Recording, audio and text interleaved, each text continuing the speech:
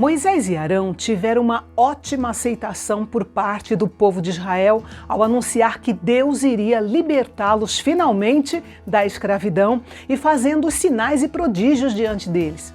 Todos estavam felizes e adorando ao Senhor. E então, Moisés e Arão, cheios de entusiasmo e coragem, foram se apresentar diante de Faraó para lhe comunicar a exigência do Senhor, o Deus de Israel. O pedido deles era muito simples. Queriam permissão para levar o povo até o deserto, que ficava numa caminhada de 3 dias do Egito, onde eles pudessem adorar ao Senhor. Como Moisés não disse quantos dias ficariam lá e nem sobre quando voltariam, Faraó ficou desconfiado, imaginando se o propósito dessa viagem não era fugir ao invés de adorar. É muito interessante ver como Faraó respondeu à mensagem de Deus entregue por Moisés e Arão. Faraó não negou a existência do Deus de Israel. Para ele, com tantos deuses poderosos no Egito, ele não precisava se preocupar com o Deus dos escravos. Afinal, se esse Deus era tão poderoso assim, como foi que o seu povo acabou sendo escravo no Egito? Então, por motivos óbvios, ele não tinha necessidade de dar atenção a Moisés e Arão e aquela ideia insana deles de passar alguns dias adorando o seu Deus no deserto. Mas o que realmente deixou Faraó intrigado foi que Moisés e Arão disseram claramente que o Deus de Israel considerava todos os israelitas como sendo seus. Este foi o ponto crucial que levou Faraó a pensar: estes hebreus não pertencem a este Deus dos hebreus, eles pertencem a mim. Faraó então respondeu a Moisés e Arão que ele não pretendia deixar sair aquele enorme grupo de israelitas que faziam a maior parte das construções para fazerem uma viagem de pelo menos 7 dias. 3 dias para ir, 1 dia para adorar e 3 dias para voltar.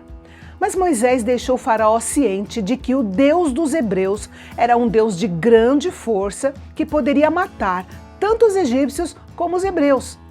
O Faraó precisava entender que as exigências que Moisés e Arão faziam deviam ser levadas a sério, pois se tratava de uma questão de vida ou morte. Mas Faraó estava irredutível. E então ele piorou a situação dos hebreus, assumindo a tática irracional de tornar o trabalho dos israelitas quase impossível de ser realizado. A partir daquele momento, eles mesmos deveriam ir buscar a palha e continuar fazendo os milhões de tijolos necessários para a construção de mais cidades. E isso era perturbador em todos os sentidos.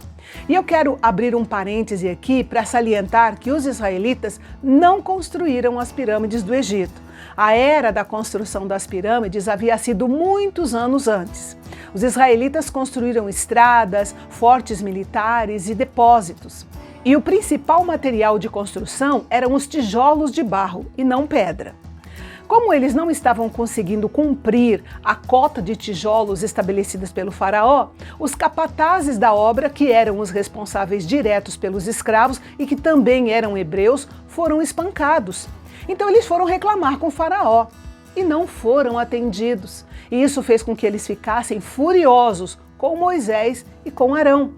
Moisés então fez o que todos os líderes espirituais devem fazer quando as coisas ficam difíceis. Ele foi falar com Deus, levando a reclamação do povo.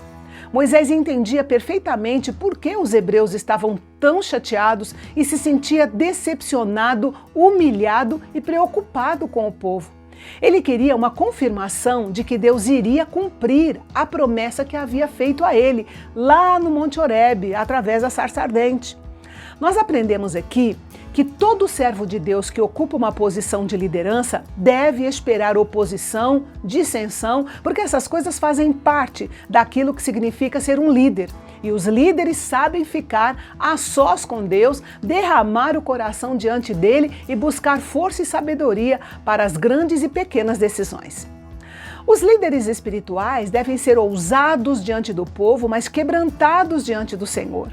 Devem se apropriar das promessas e fazer a vontade de Deus, mesmo quando tudo parece estar contra eles.